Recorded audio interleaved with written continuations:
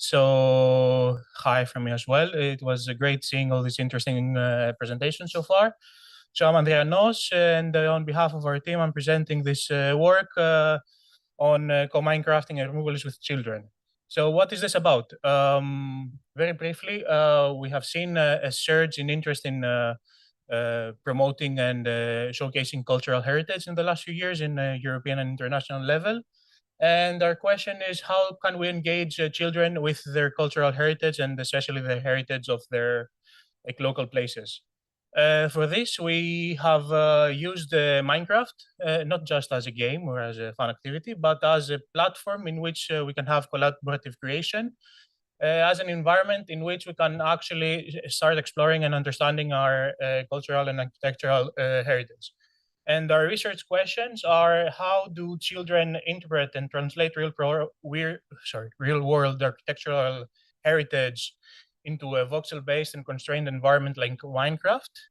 And in what ways this process fosters a sense of ownership and sense of place and engagement with the cultural heritage?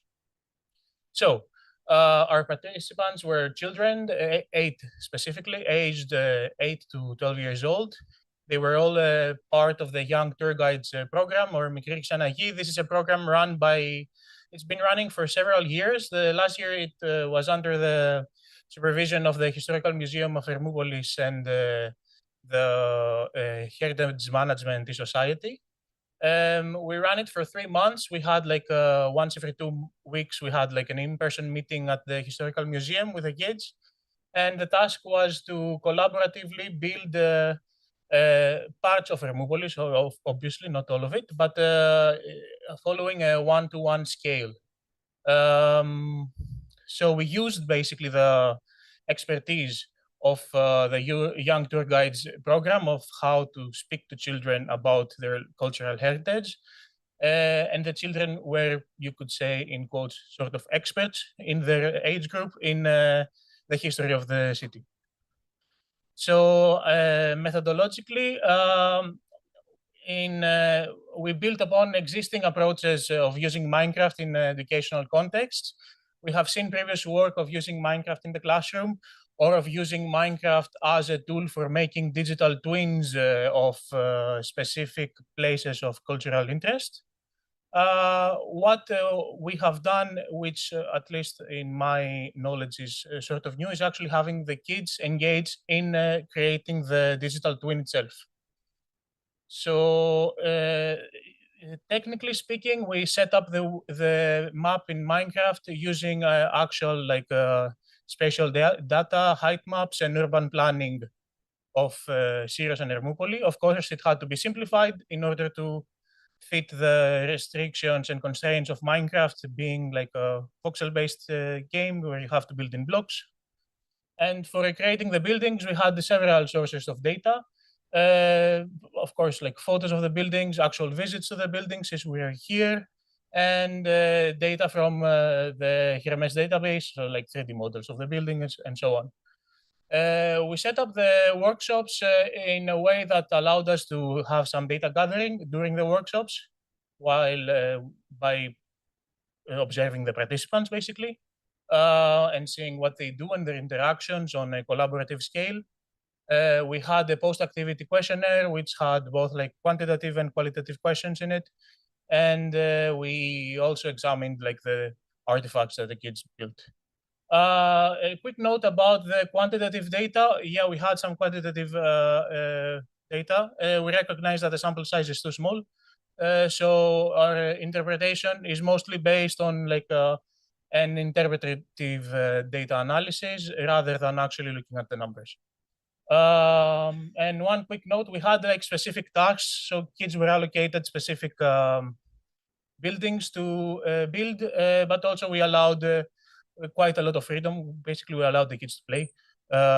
We had them construct the outside, the exterior of the building more true to its real life, but the interior was free for all. They basically built their own thing. So our findings, as far as raising awareness about the architecture through the building process, it's a quite interesting topic because actually a limitation of Minecraft, where you have to take some shortcuts and you have to make some simplifications in order to be able to recreate a building within the constraints of the game. Actually, we found that it was quite beneficial for the kids to actually engage and try to understand the forms and understand the proportions instead of just copying a style. So we had some active engagement. Kids were actually making sketches and they were making plans and they were having a strategy of how to tackle the problem they had in hand. So this was a very, very productive in terms of learning, we believe. And through this process, we also saw like kids having also critical reflection of their work, of seeing how well they did in building. Which again, we can say this like a possible indicator of enhancing their visual literacy. Another finding is the creation of a sense of ownership, basically by kids being invested in buildings and each one having their own, or a group of 2 kids perhaps having a bigger building their own. Well, we saw what is being described in the bibliography as the IKEA effect, where basically through the task of having to build your thing, you create a greater affective connection to it. We saw this as well with the kids. They had an affective connection to their building. They were, I could even say, territorial about it. So they were very defensive about it. They built the interior however they liked. And so we saw also like a strong emotional connection to this, either with happy feelings, like feeling joy when finishing, or feeling sad when we had to finish the workshop. And as I said, again, by allowing some freedom to the children, we saw that they moved beyond basic construction. They used the tools in the game to play, to try to bend the rules, to have some fun. And through this process, also they created a stronger bond with what they were building, we believe. An extra layer, which it's a good discussion question, perhaps, is that the kids that were participating were from here, were from Hermoupolis, so they know the town, they know the buildings they were building. So this kind of helped in creating a sense of place. And this is like an open question that we also want to examine in the future. However, enough talking. Let me show you what we have been working on. I have 2 minutes. Yes, absolutely. So we are here. This is actually the room we are in. And if we move outside, we can see here the university building being built. And if we move a bit more south,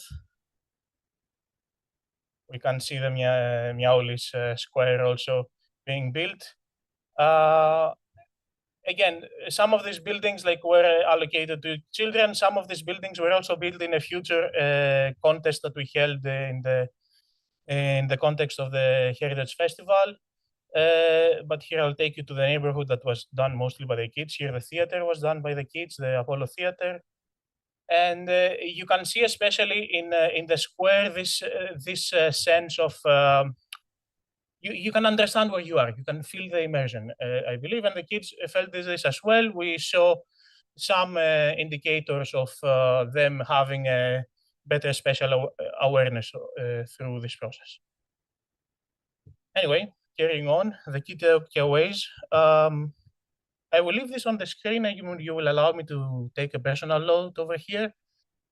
We recognize that we are very lucky to be able to do this sort of activity with kids and have our cultural heritage and examine it and have kids play Minecraft in peace. Sadly, cultural heritage all around the world in conflict areas is being destroyed all of the time. And planning our future steps, we would like to dedicate this work to the 20,000 kids in Gaza, which have lost their lives due to the ongoing genocide and will not be able to be playing Minecraft anymore. Thank you very much.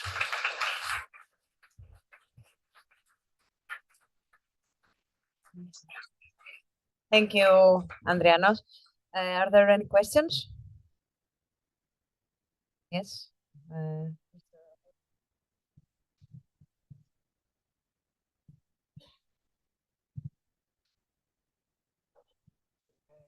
Okay, congratulations for the work and the Very interesting presentation. I missed the research question. What were you trying to find out with this research? Yeah. Were you trying to see how these kids collaborate to build something, whether they learn something about their architecture of their city, whether they could use these tools, Minecraft, for building these artifacts? I mean, which was probably I missed it. Probably was an introduction. Yeah. It's part of the. I had to cut the presentation down to 10 minutes. The question, the thing that we had to in our mind by building this workshop was to use it as a collaborative tool. So we had actually kids working together on some things. Though this stopped being the main focus quite quickly, and we instead focused more on how kids actually understand architectural heritage and specific architectural features like details of the buildings. We saw kids taking a very specific attention to the size of the windows, the distance between windows, the automata, sorry, I don't know the English word. And other details of the building that you could sit them down and talk to them about it, but through them having to build them, they actually were more engaged in understanding. It's interesting what you said, because you had a research question, which is collaboration for doing something, and then you shift your attention to something else. This is the details and how, because Minecraft, you can decide on the granularity of the bricks, and you can insist on very minute details of even a neoclassical building, if you wish. But here you try to put it to the hands of young children. So you could not ask them for too much detail. So they had to abstract what they were seeing and make it simpler. Now, which could be a suggestion is the collaboration aspect is very important. And by negotiating meaning, the kids learn. And this is a quite well-known learning process. So usually what we would do is record the discussion, and especially the conflicts. If there is a conflict, one kid says something, the other says something else. And then we analyze these conflicts and these discussions and try to see how they build common meaning, because that's a group of people work together to achieve an objective. And this is a very good example. And I'm surprised you didn't insist on that and you shift your interest to something else.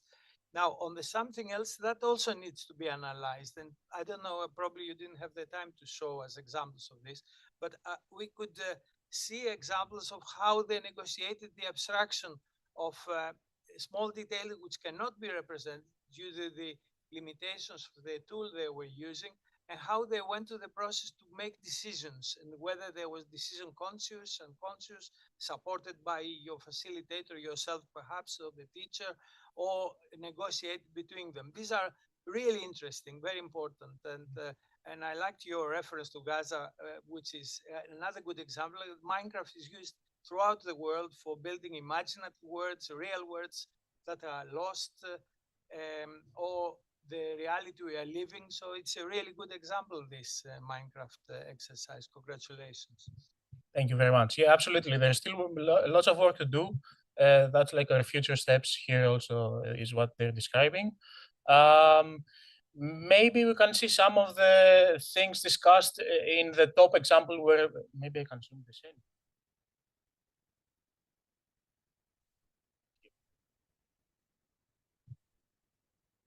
Where we have like the Minecraft reconstruction of a building, you see some abstractions that have to be taken, like the number of doors, the width of the balconies, and like abstracting the triangular like aetoma above the main door into something much more abstract, but that sort of makes visual sense. So, hello. To add further on your discussion, the younger you are, the more imagination you have. And so maybe the perception you have on the world is different. So maybe this could be used on a psychological point of view to have a child draw the area he lives in. And maybe, he got scared in an alley, so it will be more dark. Or maybe he likes a specific, ice cream shop, so it's more light. So maybe this could be used in psychological point of view. Yeah, absolutely. This is a very good point. This is not like an area that we have examined because it's not our expertise, to be honest. But definitely, we haven't done like building your own house or your own neighborhood. We have done like building more like central buildings of the town that they are aware of and that we could visit. But yeah, this is definitely a new direction. We have the scaffolding to do this. They can actually move to where their house is and start building and see what happens. Thanks. Thank you very much.